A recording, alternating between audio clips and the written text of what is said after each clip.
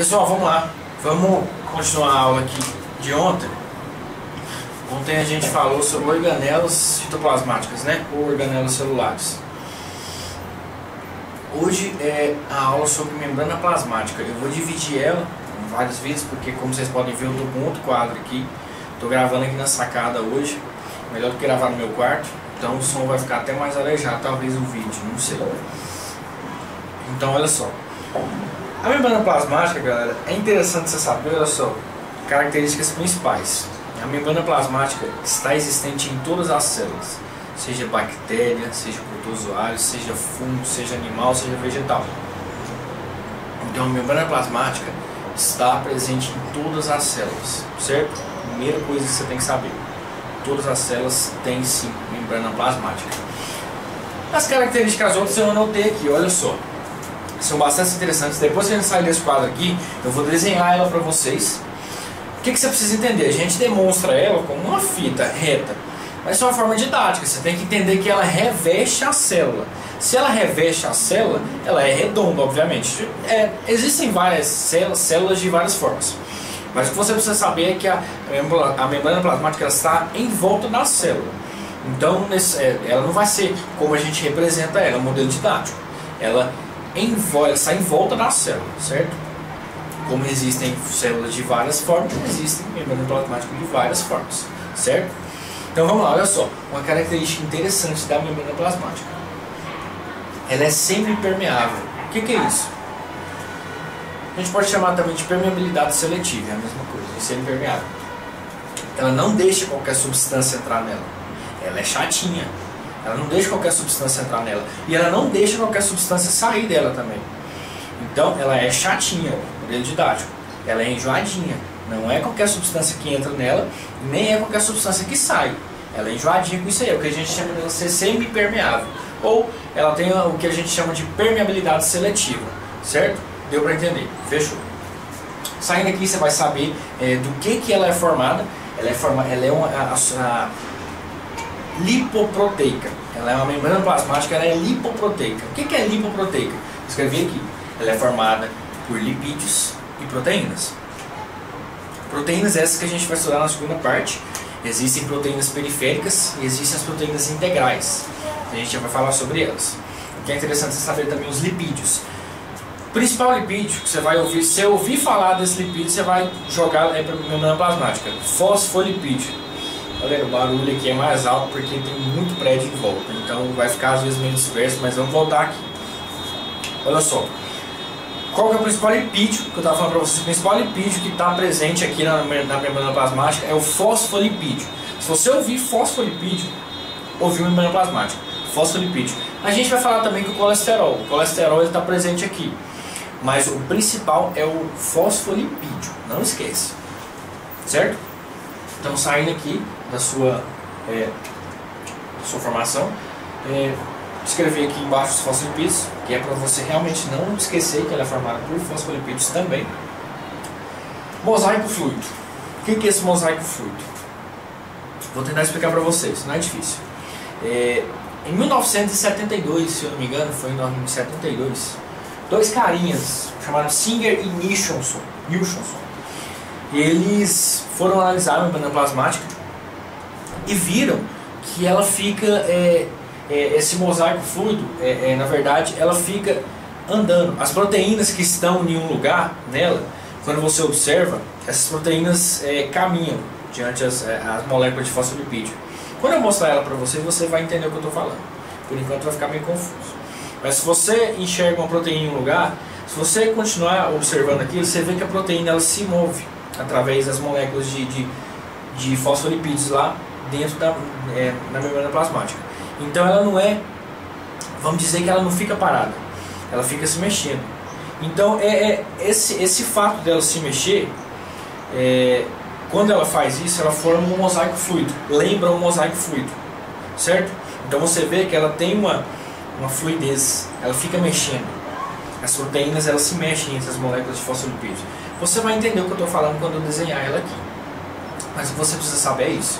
Ouvir o mosaico fluido, o modelo de mosaico fluido é a membrana plasmática, certo? Ela é considerada esse modelo, mosaico fluido. Foi denominado por esses dois carinhas aqui, Singer e Nielsen, certo? Esses dois carinhas em 1972 falaram falaram isso na membrana plasmática. Fechou?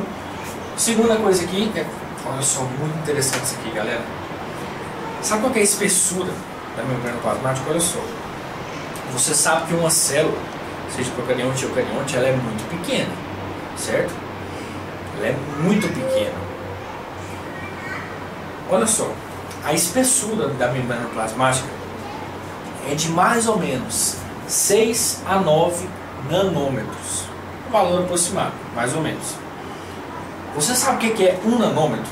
Um nanômetro é você pegar 1 metro e dividir por 1 bilhão. Então, só aí dá para você entender.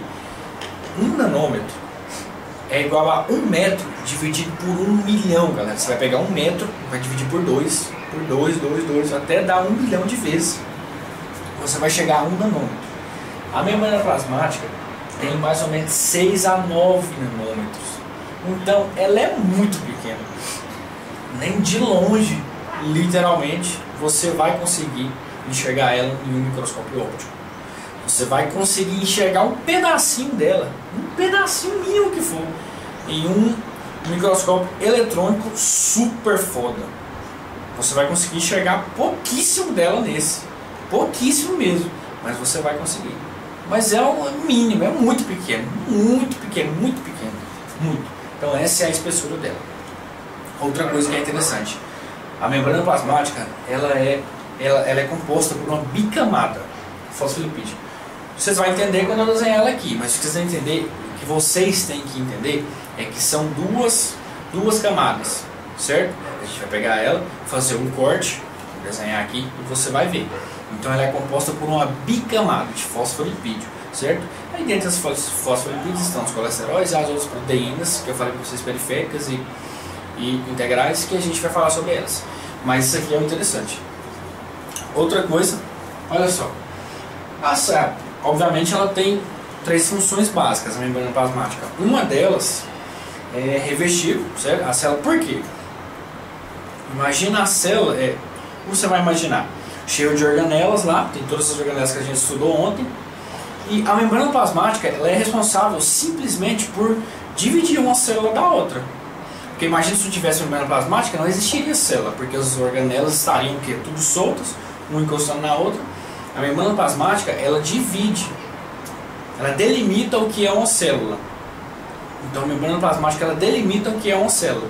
Então se não existisse membrana plasmática, não existiria célula. Deu para entender, pessoal? Deu. Se não deu, você acabar o vídeo, você me pergunta. Olha só. Ela reveste e ela protege, obviamente, a célula, ela protege de substâncias estranhas que podem entrar na célula, por isso ela é semi-permeável, certo? Então ela tem uma proteção à célula, essa membrana plasmática. E além disso também ela seleciona, como eu falei muito aqui nessa parte do vídeo, ela seleciona toda a substância que vai entrar nela e toda a substância que vai sair. A gente já vai estudar também os transportes por membrana, transporte passivo, transporte ativo, osmose, transporte através de vesículas. Então tem esses 4 tipos de transporte. E dentre esses se ramificam para mais um, certo? Com gasto de energia, sem gasto de energia, passagem de água. Então é osmose, transporte ativo, passivo, transporte através de vesículas. A gente já vai estudar esses transportes também. Mas está muito relacionado aqui com esse selecionar da membrana plasmática, esses transportes que a gente vai estudar na segunda parte, fechou? Então essa primeira parte foi finalizada aqui. Próxima parte agora eu vou falar sobre vou desenhar a membrana plasmática e a gente vai falar sobre algumas características que só a membrana plasmática tem, certo? Moléculas polares, certo? Vou falar dos fosfolipídios, das proteínas integrais e periféricas. E vou falar um pouco dos transportes. A aula de transporte a gente vai ter um para eles. Mas aqui agora a gente só vai falar superficial sobre todos os transportes que existem nas membranas, certo? Então, fechou, vamos para a próxima parte. Pessoal, vamos lá então. Eu não sei se vocês estão conseguindo enxergar. Vou sair da frente, você pausa o vídeo. Essa é a estrutura da membrana plasmática. O que acontece? Como eu falei, você lembra que eu falei para vocês que é uma estrutura formada por uma bicamada de fosfolipídios? Sim, eu falei isso para vocês. Olha só que interessante. Galera, a molécula de fosfolipídio, ela tem uma característica interessante. Ela é formada por uma cabecinha que é polar, certo? Uma cabecinha que é polar. E tem a cauda dela, que é apolar. E essa cabecinha, por ela ser polar, ela é hidrofílica. O que é hidrofílica? Ela gosta de água, certo? Ela é a favor da água. Então, você vai reparar que as cabecinhas ficam para fora. Isso aqui é o meio externo da célula. Essa é a membrana plasmática, esse é o meio externo da célula, certo? Então, olha só, repara. Repara que tem aqui o meio externo e a cabecinha está virada para fora. Aqui tem água. E aqui dentro também tem água, dentro da célula. Então você vai reparar que as cabecinhas ficam para fora. A cabecinha polar, que é hidrofílica, ela gosta de água, elas ficam para fora. E as perninhas, que são apolares hidrofóbicas. O que é hidrofóbica? Ela tem pavor de água, fobia à água. Então ela não gosta de água. Por ela não gostar de água, elas se organizam de uma forma em que a cabecinha fica em contato com a água e a cauda ela fica fora de contato com a água. Ela não tem contato com a água, ela fica então internamente. Olha que sacada isso aqui, cara. É muito massa esse negócio da membrana plasmática. Por quê? Essa característica dela aqui é parecida com a do sabão. Você sabe por que o sabão forma a bolha de sabão? Sabe por que forma a bolha de sabão? A bolha de sabão forma isso aqui. A molécula de sabão ela é parecida com essa bicamada fosfolipídica aqui, com essa molequinha de fosfolipídio. Então elas aprisionam uma molécula grande de água e faz isso aqui, certo? Então forma aquela bolha de sabão. Então é isso aqui, é o princípio da bolha de sabão, é quase o mesmo princípio da membrana plasmática. Então é uma característica importantíssima dela, é essa cabecinha polar aqui que gosta de água e essa cauda apolar que não gosta de água. Então elas se reorganizam de uma forma em que a cabecinha fica em contato com a água do meio externo, extracelular e intracelular, e a cauda fica dentro ali sem a presença de água, certo? Porque ela não gosta de água, ela é hidrofóbica, certo? Fobia à água.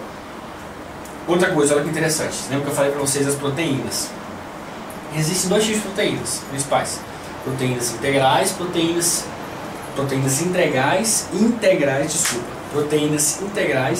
proteínas periféricas. Já vi um monte de vídeo hoje, eu estou meio cansado já. Olha só. Proteínas integrais e proteínas periféricas. As proteínas integrais servem como transporte, certo? A gente já vai falar do transporte ativo, transporte passivo, o transporte através de vesículas. Então essas são as proteínas integrais. Elas atravessam a membrana plasmática. Olha só, você vai reparar que ela pega de um lado do extracelular até intracelular. Então ela atravessa a membrana. A membrana é a dupla camada e essa proteína integral ela atravessa as duas membranas. E as proteínas periféricas, repare que elas estão nas periferias. Que é a periferia? Tem o centro e tem as periferias. O sistema nervoso central, aqui, e o sistema nervoso periférico, que são os nervos que vão para o seu corpo. Então é o mesmo princípio aqui. As proteínas periféricas, elas ficam nas periferias, elas não atravessam a membrana. Mas aí você pergunta, professor, como que a substância vai passar por ela aqui e vai parar aqui no meio? Não, galera, é o seguinte, essas proteínas periféricas, a principal função delas, elas trabalham de forma enzimática, através de enzimas, certo? Elas ajudam o metabolismo geral aqui da célula através de enzimas, certo? Entrada e saída, mas não diretamente. Ela trabalha com enzimas, certo?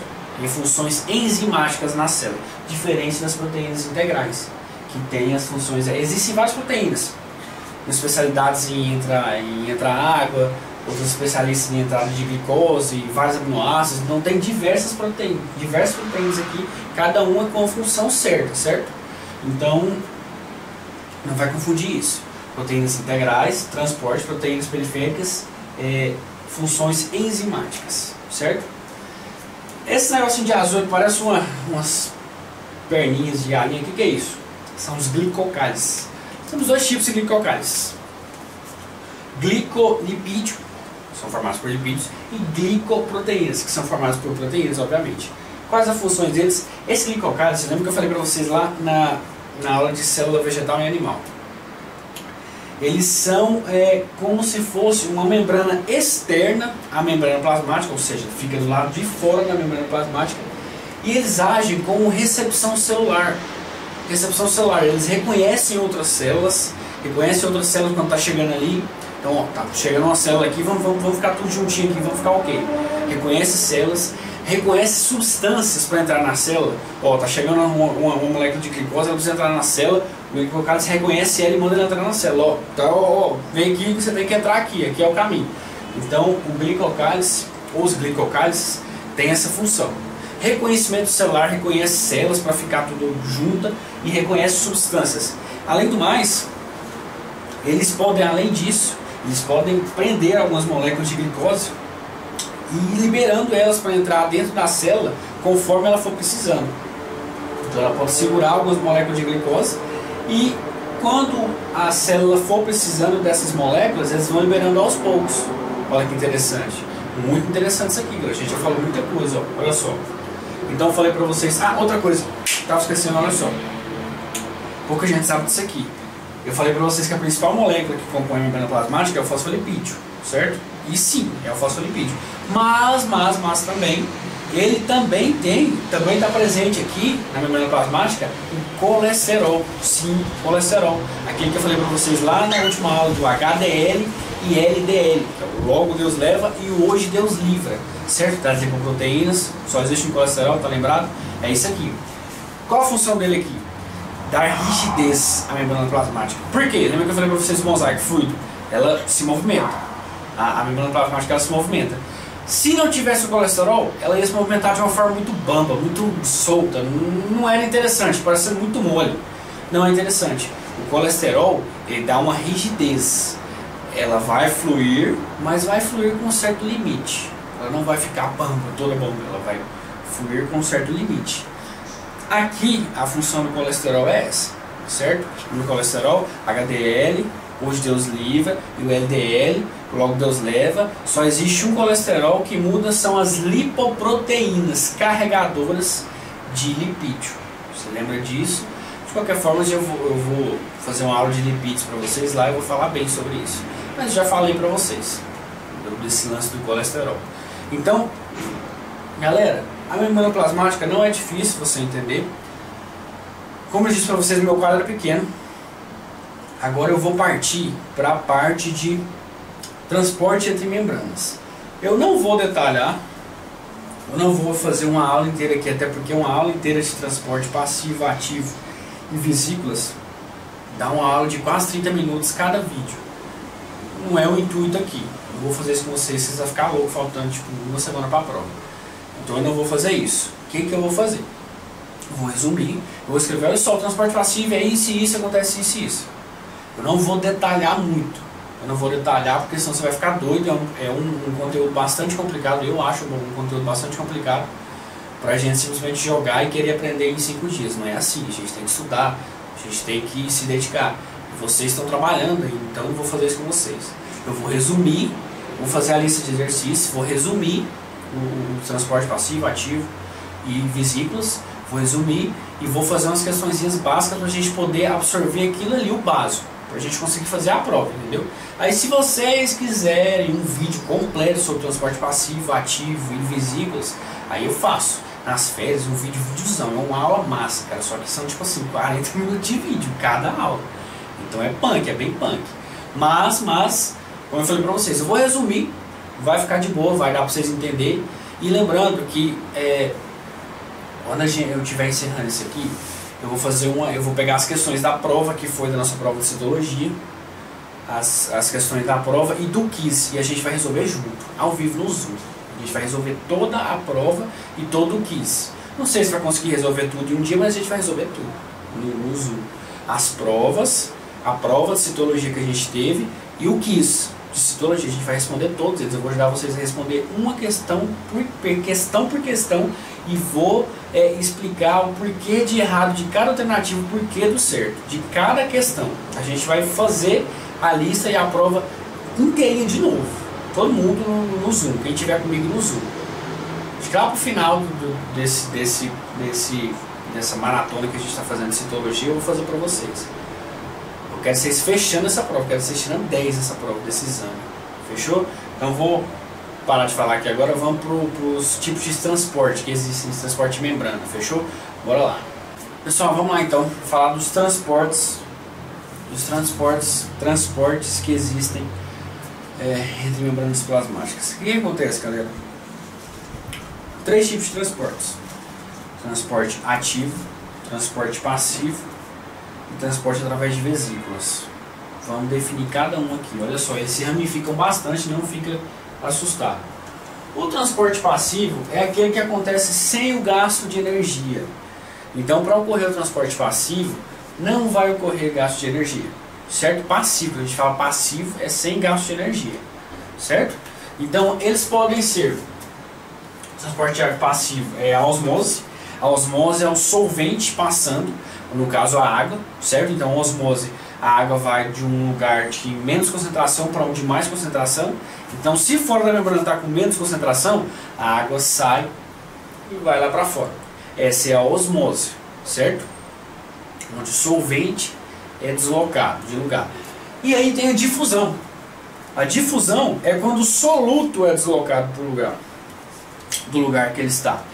Então, essa difusão, falando de transporte passivo, essa difusão ela pode ser simples ou pode ser facilitada.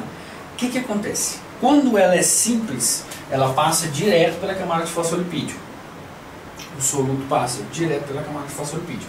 Quando ela é facilitada, ela passa, obviamente, com a ajuda de alguma proteína. Então ela passa por uma proteína. Entendeu? Se não entendeu, volta o vídeo. Ou quando acabar, você pergunta para mim, certo? Então aqui, falamos do transporte passivo. Agora vamos para o transporte ativo. É o que ocorre gasto de energia. Só que o que acontece, galera? É interessante você saber disso. Existem vários transportes ativos, certo? Mas para ensino médio, a nível de ensino médio, é interessante você estudar só a bomba de sódio e potássio. É o clássico. Falou bomba, sódio e potássio, transporte ativo. Toda vez que, na biologia, toda vez que você ouvir o termo bomba, você vai estudar a bomba de sódio e potássio aqui. Quando a gente for estudar sistema endócrino, você vai estudar que existe a bomba de iodeto, que vai jogar iodo para dentro da célula para produzir os hormônios, que é o T3 e o T4, a tiroxina e a triodotironina. Então você vai estudar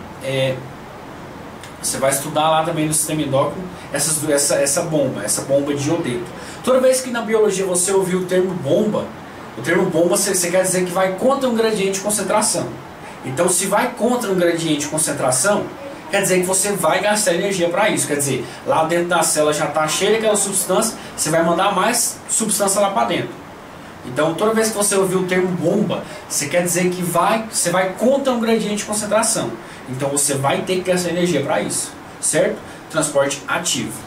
Clássico, bomba de sódio e potássio. Existem outras, mas a nível assim, de exame que a gente está fazendo, que a gente vai fazer, é muito melhor o transporte ativo. É interessante, desculpa pessoal, é interessante você saber só a bomba de sódio e potássio. Fechou?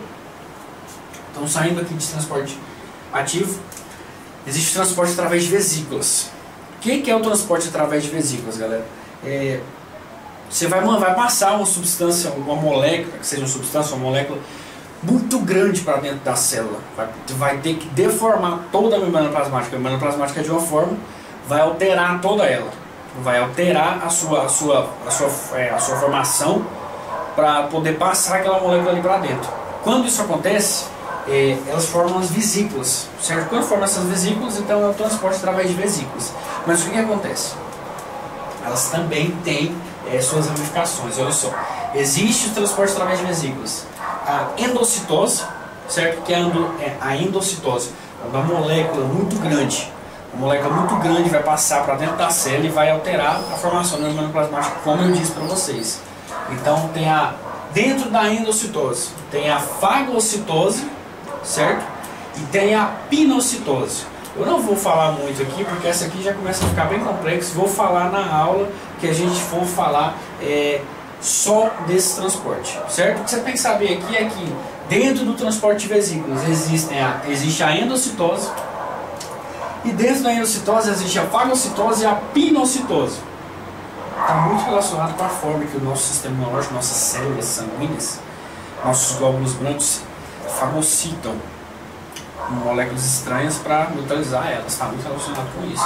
Mas eu vou falar isso para vocês na aula séria. Olha só. Saindo aqui da endocitose, a gente tem a exocitose. A endocitose está entrando. A exocitose, jogar para fora, certo? Exocitose. Dentro da exocitose existe a secreção, certo? Está muito relacionado com a produção de alguma... por exemplo, quando você está transpirando, quando você está produzindo aquele sebo na pele. Quando você está transpirando, realmente, quando você está transpirando, você está emitindo uma secreção, certo? E existe a excreção, que é também chamado de defecação celular. Eu acho o nome meio feio, eu particularmente prefiro chamar de excreção celular. É mais interessante, né? Então eu prefiro. Então são esses três tipos de transporte que a gente tem. Você percebeu que eu resumi bastante. Eu não falei quase nada disso aqui. A gente tem uma aula para cada um desses tópicos. A gente tem uma aula para transporte passivo, difusão simples, e outra aula para difusão facilitada, e outra aula para osmose. Cada aula dessa vai 30 minutos, mais ou menos, resumindo. Então, é um conteúdo bem extenso. Eu disse para vocês que não tem necessidade de aprofundar aqui. Vai ter, obviamente, no futuro, mas agora não tem, porque o nosso intuito é passar no exame e a gente tem pouco tempo. Certo? Então, eu resumi bastante. Apesar de ter resumido, na próxima parte do vídeo, na nossa próxima aula, eu vou especificar mais um pouquinho, mas sempre vai ser uma aula completa, mas resumida, como eu sempre digo para vocês. Então, fechamos aqui. Até a próxima aula.